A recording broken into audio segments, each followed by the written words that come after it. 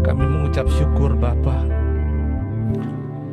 Hari ini kembali kami boleh datang secara virtual bersama-sama di hadapan-Mu. Kami beribadah, kami naikkan syukur kami. Dan saat ini biarlah Engkau berbicara, berfirman kepada kami. Kami merindukan-Mu ya Aba ya Bapa. Biarlah di dalam Kristus Yesus anugerah-Mu yang sempurna menyertai kami. Kau mengurapi hamba-Mu yang hina ini Tuhan. Tolong supaya firman Tuhan yang boleh kami dengar pada pagi hari ini menjadi kekuatan, menjadi iman yang semakin bertambah untuk mengenal Engkau.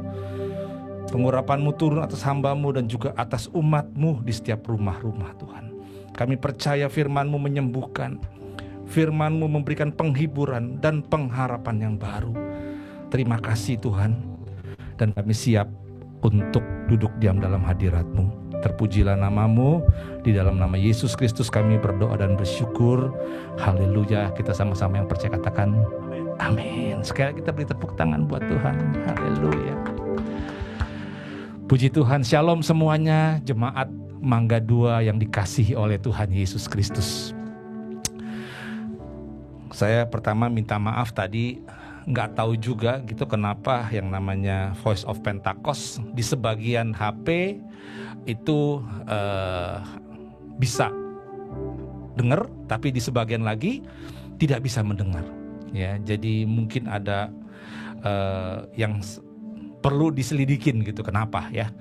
Tapi puji Tuhan musiknya semua berjalan dengan baik. Nah saudara, pagi ini saya ingin membagikan sebuah perjalanan kekristenan kita. Ya. Saya menyebutnya perjalanan ini adalah Alpha Point ke Omega Point. Ya. Bukan Alpha ke Indomaret, saudara, enggak ya. Tapi Alpha ke Omega. Saudara, kalau kita melihat Alpha, ya hurufnya seperti itu A ya. Itu artinya adalah huruf awal daripada alfabet Yunani. Dan Omega adalah huruf akhir daripada alfabet Yunani. Jadi artinya Alpha dan ke Omega artinya awal ke akhir. Ya. Nah, ada titik awal, ada titik akhir di dalam kehidupan kekristenan kita. Ya, kita harus melihat bagaimana kekristenan kita pada akhirnya. Akhirnya artinya saat nanti Tuhan datang kedua kali, kalau kita masih punya kesempatan ya hidup gitu kan, diangkat sama-sama Tuhan, atau saat kita meninggal kita menikmati bagian kebahagiaan seperti Yesus bilang, masuklah ya, nikmatilah kebahagiaan bersama Tuhanmu. Itu Omega Point kita. Ya, tetapi dari antara Alpha Point sampai Omega Point begitu banyak perjuangan yang harus kita lalui. Ya, nah, kalau kita melihat Bapak Presiden kita, ya, Pak Jokowi, itu beliau itu tidak ada cacat celah. Ya, artinya lawan-lawan politiknya tidak bisa mengungkit-ungkit masa lalunya. Ya, mungkin ada beberapa pejabat yang dulunya mungkin pernah jadi koruptor, pernah melakukan kesalahan dan sebagainya. Tapi presiden kita ini tidak mempunyai masa lalu yang buruk, tidak mempunyai masa lalu yang cacat celah. Ya. Artinya presiden kita sudah mempersiapkan Alpha Point-nya dengan baik. Sehingga pada hari ini ketika dia jadi presiden, ya tidak ada lagi celah yang bisa dibongkar dan sebagainya. Nah, Saudara, ini sangat penting di dalam kehidupan kekristenan kita. Bagaimana kita mempersiapkan yang namanya alpha point kita, awal titik awal hidup kita, dan juga mempersiapkan omega point kita, titik akhir daripada hidup kita. Banyak orang berkata, kalau ada di rumah duka, ya, kemudian tentunya banyak orang yang bersedih, ada nasah di sana. Dan di situ kita bisa melihat bagaimana pendapat orang tentang hidup kita, ya. Sehingga akan ada perkataan-perkataan yang banyak, yang macam-macam, ya. Dan justru itulah, ya, yang membuat bagaimana kita mengakhiri, kata Paulus, pertandingan dengan baik. Nah, saudara, Wahyu pasal 22 ayat yang ke-12. Wahyu 22 ayat yang ke-12. Firman Tuhan berkata, sesungguhnya aku datang segera. Ini berbicara tentang Yesus Kristus. Dan aku akan membawa upahku untuk membalaskan kepada setiap orang menurut perbuatannya, awal dan yang akhir. Ya. Jadi Yesus Kristus adalah Alfa dan Omega, yang pertama dan kemudian, yang awal dan yang akhir, ya. Buka lagi Wahyu 1 ayat 8, sama juga, ya. Adalah Alfa dan Omega, firman Tuhan Allah, yang ada dan yang sudah ada dan yang akan datang, yang maha kuasa. Jadi kita lihat di sini bahwa Tuhan kita Yesus Kristus yang menjadi penebus dan juru selamat kita, ya, yang merupakan pribadi kedua dari Allah Tritus, sudah ada pada waktu awal dan juga pada waktu akhir ketika bumi ini musnah. Ya. Dia adalah Alfa dan Omega, yang awal dan yang akhir. Sempurna, yang maha kuasa. Oleh karena itu dia ingin kita umatnya juga sempurna.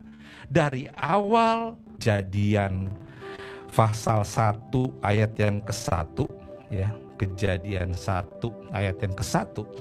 Firman Tuhan di situ berkata gini, pada mulanya Allah menciptakan langit dan bumi. Katanya Tuhan Yesus Alfa dan Omega. Mana? Nah, Yesusnya nggak ada di sini. Oh tidak, saudara. Di sana adalah Elohim. Elohim adalah bentuk jamak daripada Allah, dari ada El. Ya. Nah, jadi artinya pada mulanya Allah di situ artinya Allah Bapa, Allah Anak, Allah Roh Kudus menciptakan langit dan bumi. Jadi berarti apa yang Tuhan Yesus katakan di dalam Wahyu pertama ayat yang ke-8, dia berkata bahwa aku adalah Alfa dan Omega. Ya, dia ada pada waktu penciptaan langit dan bumi. Dan dia akan mengakhiri hidup segala manusia di bumi ini. Dia adalah yang awal dan yang akhir. Ya, nggak heran kalau kita suka dengar pujian, kan? Ya Tuhan Allah, Engkau layak menerima puji-pujian dan hormat dan kuasa, sebab Engkau telah menciptakan segala sesuatu dan oleh karena kehendak-Mu semuanya itu ada. Ya kan? Itu kan kita sering nyanyikan kan ya pujian itu. Yesus Tuhan dan Allah. Coba kita nyanyi. Kan begini. Yesus Tuhan dan Allah kami, Engkau layak menerima pujian, hormat dan kuasa, sebab Kau telah ciptakan segalanya.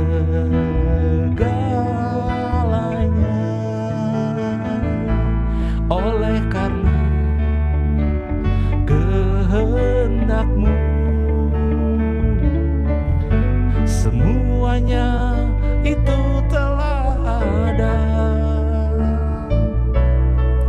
dan diciptakan untuk kemuliaan-Mu. Terpujilah Tuhan.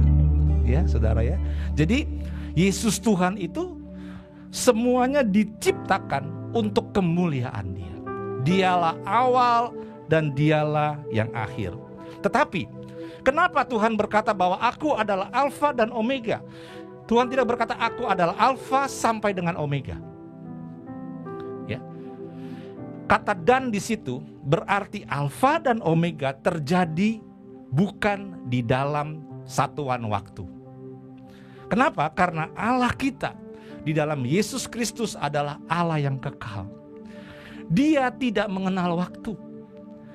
Dia menciptakan awal sekaligus akhir. Ya. Karena di dalam Dia tidak ada waktu. Dia menciptakan waktu untuk kita.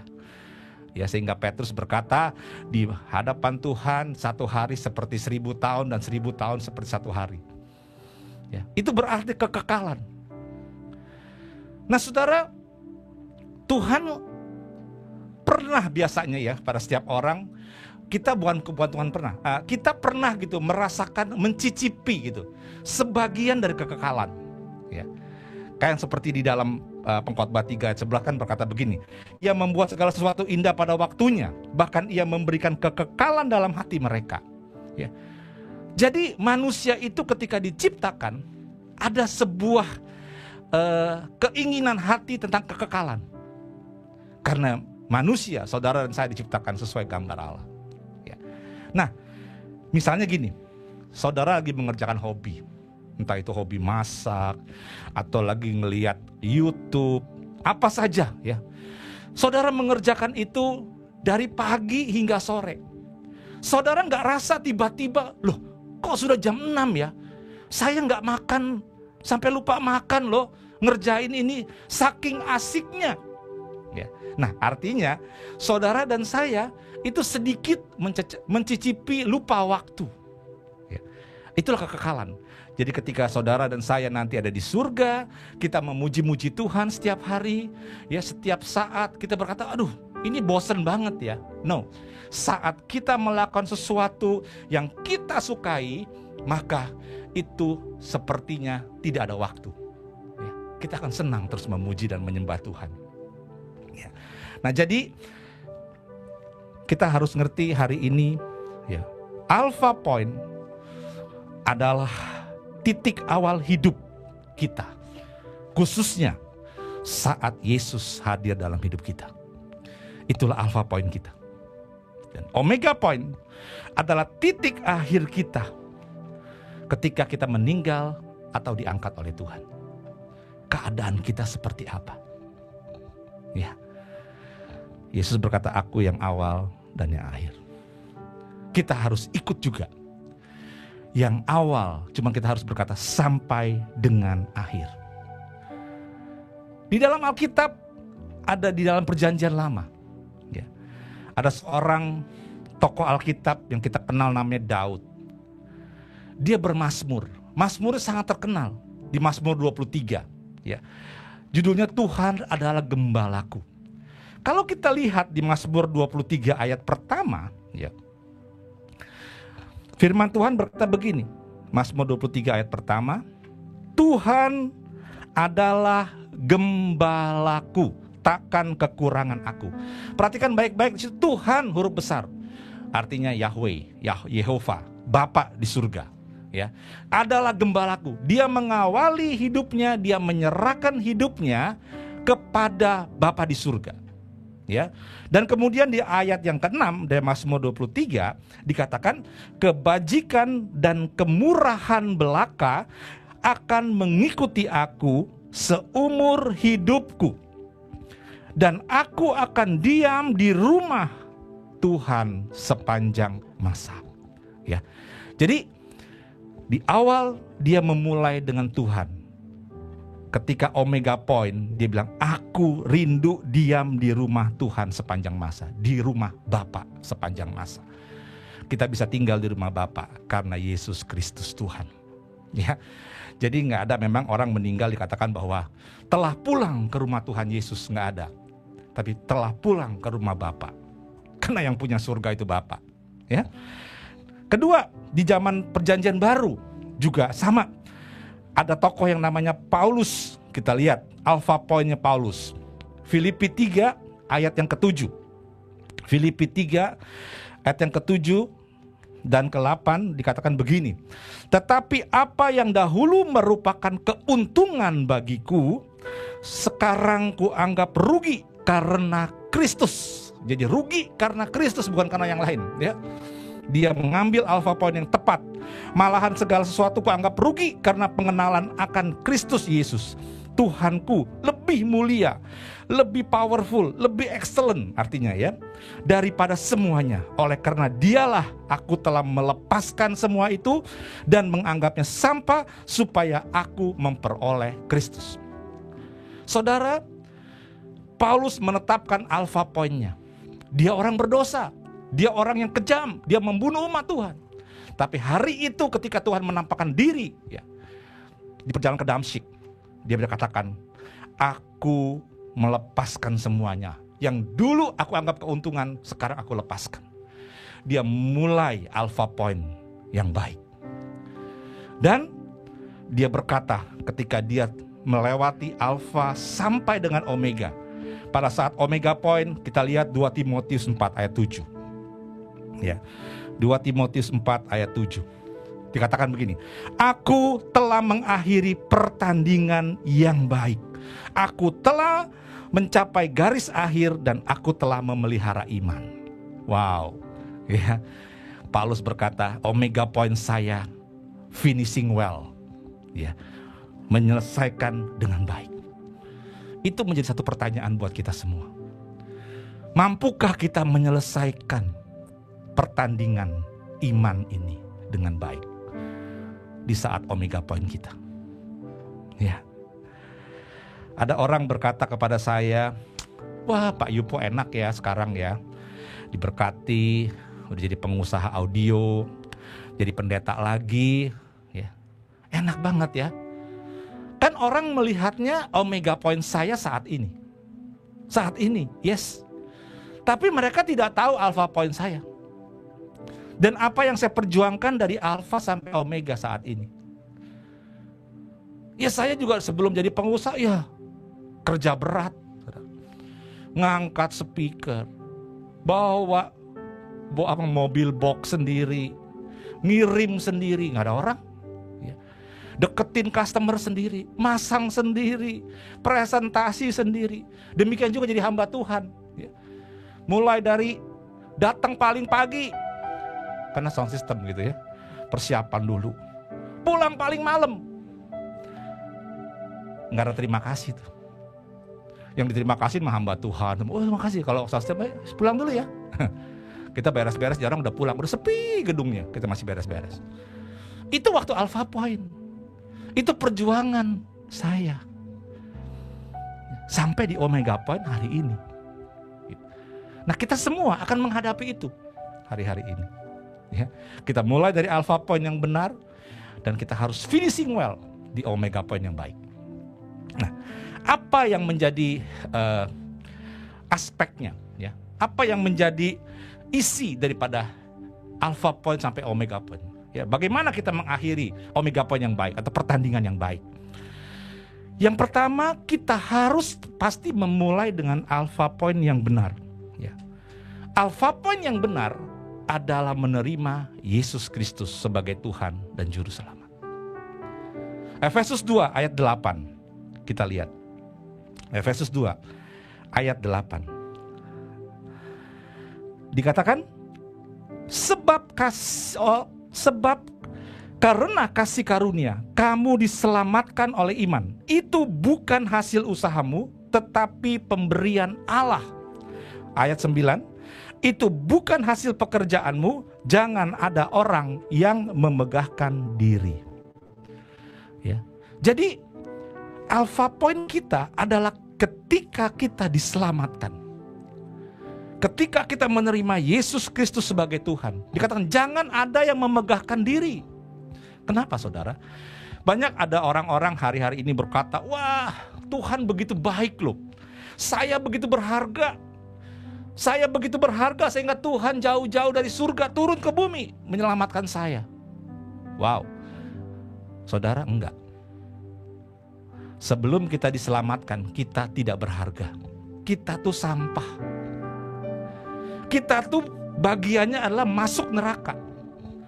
Tapi puji Tuhan, karena Allah mengasihi kita, Allah Bapa mengasihi kita, Dia mengutus Yesus Kristus sebagai Tuhan dan Juru Selamat.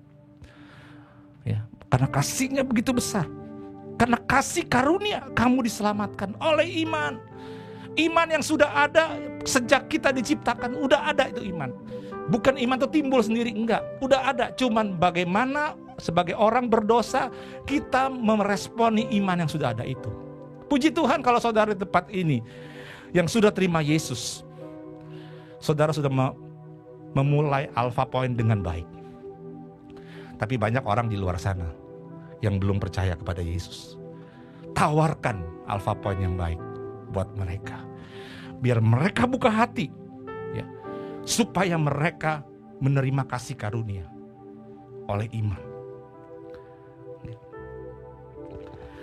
Paulus mengatakan, aku senantiasa mengucap syukur kepada Allahku karena kamu atas kasih karunia Allah yang dianugerahkannya kepadamu. Saya merasakan begitu luar biasa kasih karunia Allah, anugerah Allah. Siapa saya sehingga saya diampuni dosa-dosanya, saya bisa menikmati kehadiran Yesus Kristus dalam hidup saya, menikmati pertolongan Roh Kudus dalam hidup saya. Wow, sebuah yang luar biasa. Saudara, saat 2016 saya ingat ketika saya sedang memuji Tuhan, nyembah Tuhan, tiba-tiba lagu ini keluar, saudara, ya. Saya merasakan bagaimana kasih karunia itu memelihara hidup saya. Ya. Yuk, kita naikkan ya. Lagunya seperti ini, saudara. Anugerahmu begitu besar, membuatku bersyukur. Dengan darahmu kau sucikanku dan berikan hidup yang baru. Pengorbananmu Tuhan, pengorbananmu begitu nyata, membuatku bersyukur. Kau ampuni segala dosaku dan berikan hidup yang baru. Dia berfirman di dalam Kristus,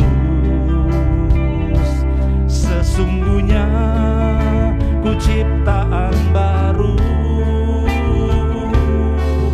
yang lama sudah berlalu dan yang baru telah datang. Kau berfirman di dalam Kristus, sesungguhnya ku ciptaan baru, yang lama sudah berlalu dan yang baru telah datang, dan yang baru telah datang.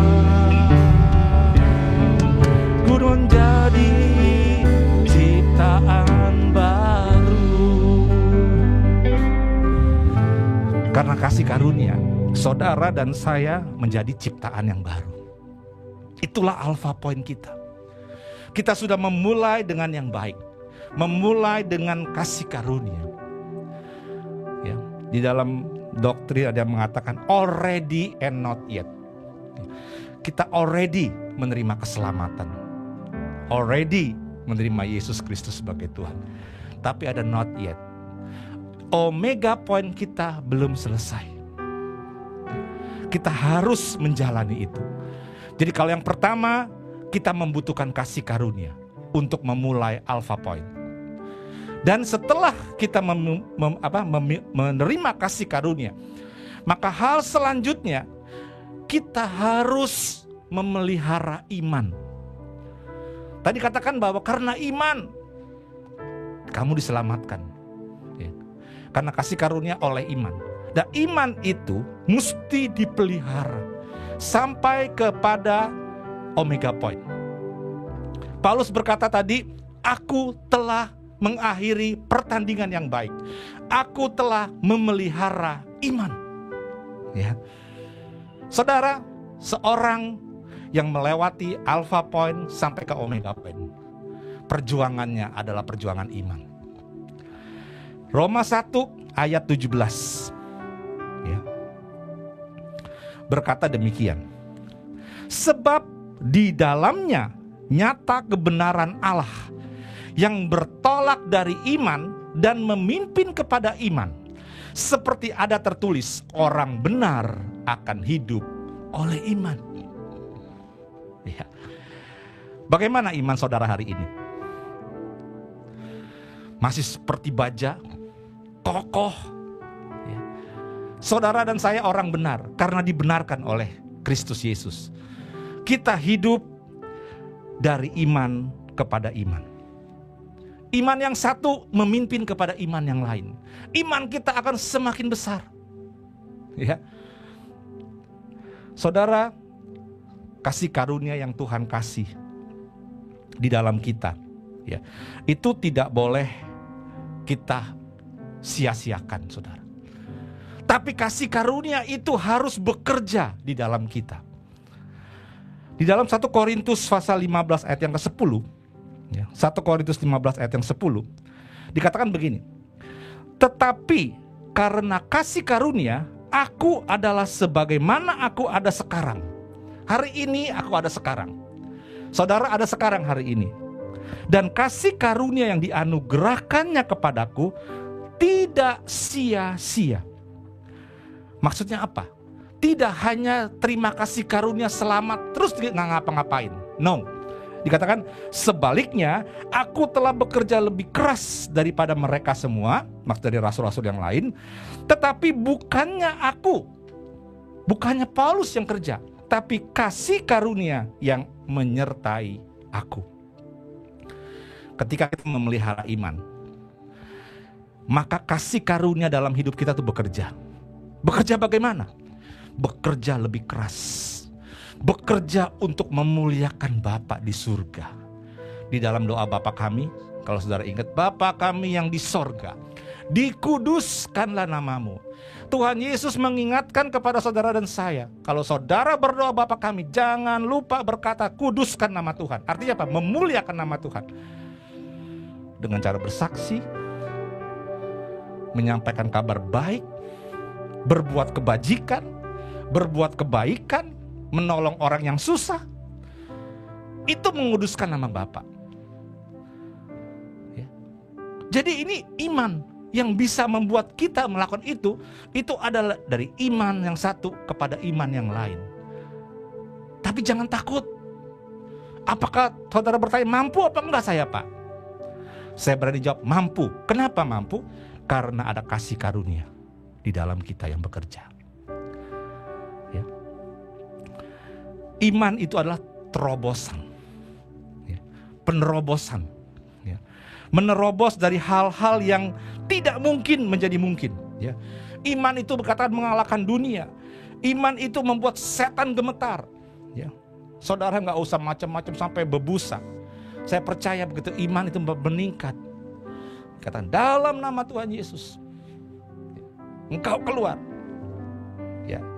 Iman itu menjadikan semua yang terbatas itu tunduk pada yang tidak terbatas, yaitu Allah kita. Ya. Jadi kalau saudara memelihara iman, ya, iman yang satu ke iman yang lain, ya, maka saudara akan merasakan perbedaan omega point saudara. Jadi jangan sampai saudara dan saya memiliki omega point yang sama dengan alpha point. Dari dulu ya saya begitu, disuruh doa makan gak bisa, disuruh melayani gak mau. Jangan saudara ya. Tapi kita mulai meningkat. Kita lihat omega point kita, tujuan akhir kita. Sama kan, seperti kalau saudara berdagang, saudara bekerja. Kalau saudara masuk mungkin gak apa-apa di gudang, ikat-ikat barang, angkat barang. Itu alpha point saudara di perusahaan tersebut. Apakah saudara nanti setelah 30 tahun tetap masih mau hal yang sama? Saya yakin tidak. Banyak orang, saya kalau bisa jadi kepala gudang dulu Pak. Atau bahkan saya memiliki perusahaan ini yang jenis seperti ini. Artinya apa? Saudara harus bekerja lebih keras, lebih rajin. Ya. Kenapa? Karena saudara punya tujuan. Sama kekristenan seperti itu. Saudara tidak hanya diam di situ. Di tengah-tengah saudara kecewa, saudara tinggalkan Tuhan. Atau mungkin bentrok dengan teman sesama, atau kalau saudara pelayan mungkin berantem, konflik, saudara meninggalkan pelayanan. Saudara membatalkan omega point saudara. Ya. Jadi ingat ya. Iman kita itu bisa mengalahkan segala sesuatu. Tetapi iman itu saudara, sekali lagi tidak berlawanan dengan akal budi yang Tuhan kasih. Enggak berlawanan saudara. Oleh karena itu ketika saudara membaca firman, jangan sekedar sebagai kewajiban. Ya, saya sering di grup baca Alkitab, saya minta, "Hayo dong, berikan komen, berikan apa yang kira-kira dapat dipikirkan." Saya nggak ngomong Tuhan kasih deh, ya mungkin jarang Tuhan bicara gitu. Buat Tuhan nggak bisa, Tuhan bisa. Tapi apa yang saudara pikirkan dari membaca firman tersebut? Ini luar biasa. Kasihlah ulasan. Tujuannya apa? Supaya saudara merenungkan. Kalau merenungkan itu kan nggak bisa sekedar baca sambil ngopi gitu. Tapi saudara harus memikirkan, kenapa ya begini? Oh ya begini. Ya. Nah, saya kasih contoh. Coba kita buka Ibrani 11 ayat ke-17 sampai 19. Ibrani 11 ayat 17 sampai 19. Nah, di sini dikatakan gini. Karena iman. Jadi perhatikan baik-baik. Iman awalnya, ya. Iman, maka Abraham tak kala ia dicobai mempersembahkan Ishak, ia yang telah menerima janji itu rela mempersembahkan anaknya yang tunggal, walaupun kepadanya telah dikatakan keturunan yang berasal dari Ishaklah yang akan disebut keturunanmu. Jadi di sini karena iman Abraham menyerahkan Ishak. Padahal Ishak itu anak satu-satunya Tuhan kasih. Lah kalau Tuhan ambil gimana bisa punya keturunan? Tetapi ayat 19 ini yang unik. Karena ia berpikir, bukan ia beriman saudara. Ia berpikir bahwa Allah berkuasa membangkitkan orang-orang sekalipun di antara orang mati. Dari mana dia dapat seperti ini? Di zaman dia hidup belum ada kebangkitan saudara. Tapi dia bisa berpikir bahwa Allah berkuasa membangkitkan orang-orang sekalipun dari antara orang mati. Dan dari sana ia seakan-akan telah menerimanya kembali. Jadi saudara, ya, Abraham saya mau katakan tidak mungkin melakukan tindakan menyerahkan Ishak untuk disembah. Tidak berpikir. Karena tindakan kita didasarkan oleh apa yang kita pikirkan, bukan oleh iman. Ya. Kalau kita tanpa mikir kita bertindak, ya itu nekat kadang-kadang. Tapi dia punya iman. Iman itu membuat akal budinya tidak bertentangan dengan akal budi. Tuhan yang ciptakan akal budi. Tuhan katakan, bagaimana hukum kasih itu? Kasihilah Tuhan Allahmu dengan segenap jiwamu, dengan segenap kekuatanmu, dengan segenap akal budimu. Kalau misalnya Nggak usah pakai akal budi, nggak usah Tuhan. Artinya iman kita timbul karena kita merenungkan, mempelajari. Roma 1 ayat 17, coba tolong ditampilkan. Dikatakan apa? Jadi iman timbul dari pendengaran, dan pendengaran oleh firman Kristus. Kok itu ya? Kan? Jadi iman timbul oleh pendengaran. Artinya kita mendengar firman itu, kita merenungkannya, memikirkannya, menyelidikinya, gitu. Sehingga jadi iman yang kita percayai. Nah, itulah yang harus kita pelihara saat kita pertama kita butuh kasih karunia supaya Yesus Kristus hadir dalam hidup kita. Yang belum, saya berdoa supaya bisa buka hati untuk menerima Yesus Kristus sebagai Tuhan dan Juru Selamat. Itu adalah alpha point kita. Dan melalui perjalanan kita pelihara dengan undingan dengan baik. Saya berdoa semua kita di tempat ini, kita berhasil melakukan pertandingan dengan baik. Kita berhasil kepada omega point kita. Yang mau katakan amin. Ya. Yuk, kita katakan. Anugerahmu begitu besar,